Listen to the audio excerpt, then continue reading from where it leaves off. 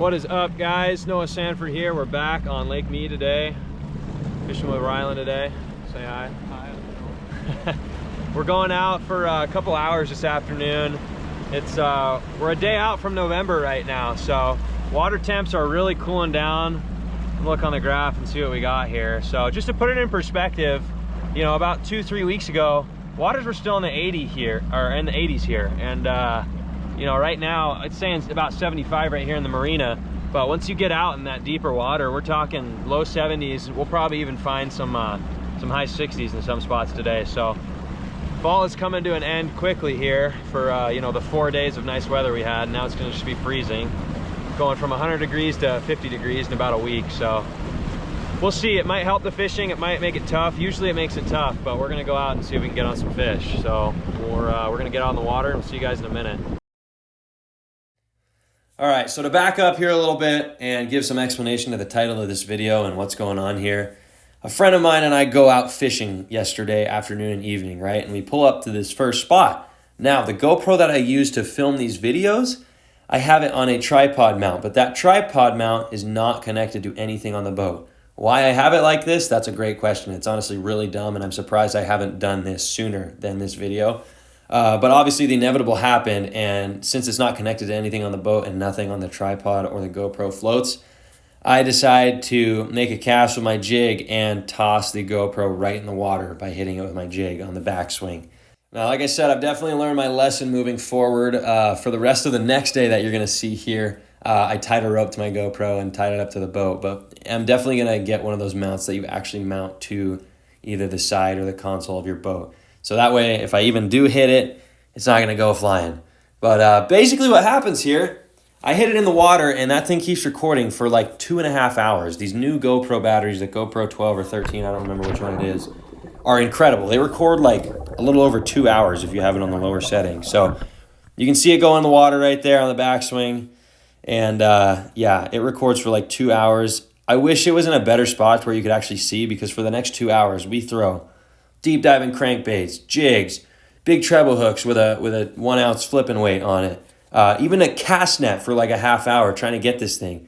And we cannot find this GoPro. Like I said, unfortunately, the GoPro is not facing a good angle to where you can, you know, see all that stuff happening, because it's kind of buried in these bushes. But it falls in about 20 feet of water. And so what happens the next day is one of my other buddies has some, you know, he's got a wetsuit and he's kind of an experienced free diver, right? So we actually go out the next morning and find this stinking GoPro. So he goes down there and dives for like 5 or 6 minutes, comes back up the third or fourth time he goes down, and sure enough, he's got the GoPro in his hand. Yeah, so this is the next day. After we found it, we went ahead and just fished for a couple hours since we were already out in the water, and then called it a day after that. The biggest thing here, guys, I mean, I knocked that GoPro off at like 2 o'clock in the afternoon, and we didn't get it till like 8 o'clock in the morning. I mean, that GoPro was literally underwater for like 18 hours, 17 or 18 hours. You know, kept recording, finally ran out of battery, stayed underwater for, you know, almost a full day, and not even a scratch on it, no condensation in the lens, no water in the lens, no water behind the screen. Everything is just fine. I used it to film the rest of the day. So pretty incredible what those little cameras will do. Not a paid endorsement for GoPro as much as I wish it was, but I definitely paid full price for this little camera. But they're incredible little machines. Sure. Fish. Nice. Yeah. Smalley on the jig. I honestly forgot we were recording. So that's pretty much the story, guys. I mean, go out, knock your GoPro off in the first 5 minutes.